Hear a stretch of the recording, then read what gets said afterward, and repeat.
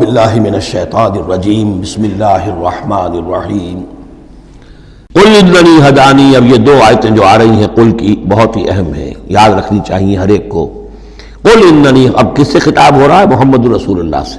آپ نے دیکھا کتنی 20 رکوعوں پر مشتمل صورت یا ایھا الذین آمنوا کا لفظ ایک دفعہ نہیں آیا.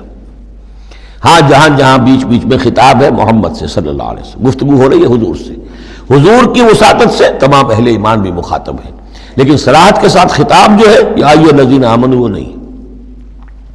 قل اننی ہدانی ربی الی صراط مستقیم. کاش کہ ہم میں سے ہر شخص یہ کہہ سکے. کہے گا تبھی جب کہ اللہ کی راہ ہدایت کو اختیار کرے گا. کہو میرے رب نے تو مجھے ہدایت دے دی ہے سیدھی راہ کی طرف. اللہم ربنا اجعلنا منہم. قل اننی ہدانی ربی الی صراط مستقیم دینا قیما ملت ابراہیم حنیفا. وہ دین ہے سیدھا قائم، اور وہ ملت ہے ابراہیم کی یکسو ہو کر. وما کان من المشرکین، اور یقیناً ابراہیم مشرکوں میں سے نہیں تھے. قل، پھر دوسرا قل آ گیا، ان صلاتی و نسکی و محیای و مماتی للہ رب العالمین. کہو میری نماز، میری قربانی، اور جیسے میری نماز اور میری قربانی اللہ کے لیے ہے، میری زندگی اور میری موت اللہ کے لیے ہے، رب العالمین جو تمام جہانوں کا پروردگار ہے. یہ کہنے کے ہم قابل ہوں، زندگی وقف کریں، طے کر لیں کہ جینا ہے اللہ کے لیے، مرنا ہے اللہ کے لیے. ٹھیک ہے، زندگی کی ضروریات ہیں، ضروریات کی حد تک آدمی اپنا وقت، اپنی صلاحیت کچھ اس میں بھی لگائے، لیکن یہ نہ معلوم ہو کہ اصل شے یہ ہے اور دین کو صرف ضمیمہ بنا رکھا ہے، بلکہ معلوم ہو کہ اصل شے یہ ہے جینا، مرنا، اٹھنا، بیٹھنا، چلنا، پھرنا، سونا، جاگنا اللہ کے لیے ہے. البتہ یہ کہ ضرورت کے تحت جو بھی انسانی لازمی ضروریات ہیں ان کے لیے کچھ نہ کچھ وقت جو ہے انسان مجبوراً کہیں اور لگا رہا ہے. وَبِذَالِكَ أُمِرْتُ، اور مجھے تو اسی کا حکم ہوا ہے.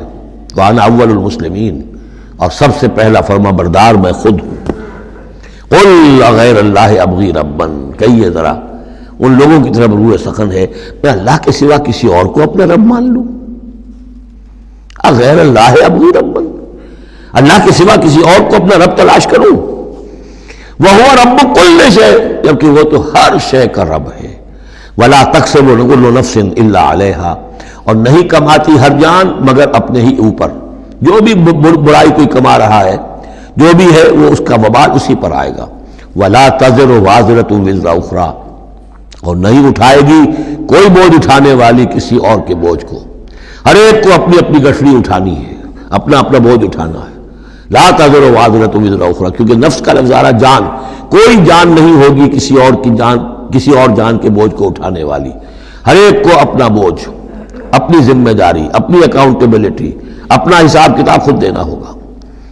ثم الی ربکم مرجعکم، پھر تمہارے رب ہی کی طرف تم سب کا لوٹنا ہے.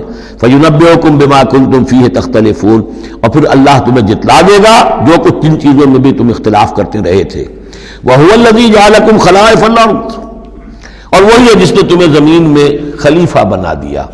ایک تو یہ کہ خلیفہ عثمانی میں بھی کہ جو خلافت حضرت آدم کو دی گئی علیہ الصلوۃ والسلام، تو وہ پوٹینشلی تمام انسانوں کو دی گئی ہے.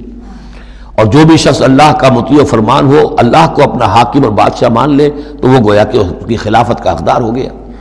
اس اعتبار سے بھی کہ ایک نسل کے بعد دوسری، ایک قوم کے بعد دوسری اس کے پیچھے آنے والی، یہ بھی ہے خلائف الارض. جیسے کہا گیا جیسے تمہیں ہم نے اٹھایا کسی اور قوم کی نسل میں سے، ایسے ہی تمہیں ہٹا کر ہم کسی اور قوم کو بھی لا سکتے ہیں. وَهُوَ الَّذِي جَعَلَكُمْ خَلَائِفَ الْأَرْضِ وَرَفَعَ بَعْضَكُمْ فَوْقَ بَعْضٍ دَرَجَاتٍ، اور تم میں سے بعض کے درجوں کو بعض پر بلند کر دیا. کسی کو علم دیا ہے، کسی کو حکمت دی ہے، کسی کو کچھ ذہانت زیادہ دی ہے، کسی کو جسمانی صلاحیت زیادہ دی ہے، کسی کو صحت جسمانی دی ہے، اور کسی کو حسن جسمانی دے دیا ہے. مختلف چیزیں ہیں. لِيَبْلُوَكُمْ فِي مَا آتَاكُمْ، یہ مختلف بخششیں اللہ کی اور مختلف چیزیں اللہ نے جو مختلف لوگوں کو دی ہیں، یہ اس لیے تاکہ تمہیں آزمائے. لِيَبْلُوَكُمْ، بلا یبلو آزمانا، جانچنا. ابتلاء اسی سے باب افتعال ہے، امتحان، ابتلاء. ان ربک سریع العقاب، یقیناً آپ کا رب عذاب دینے میں بھی بہت جلد ہے. وَإِنَّهُ لَغَفُورٌ رَحِيمٌ، اور یقیناً وہ غفور اور رحیم ہے. یہاں اللہ کے فضل و کرم سورہ انعام ختم ہوئی. صدق اللہ العظیم.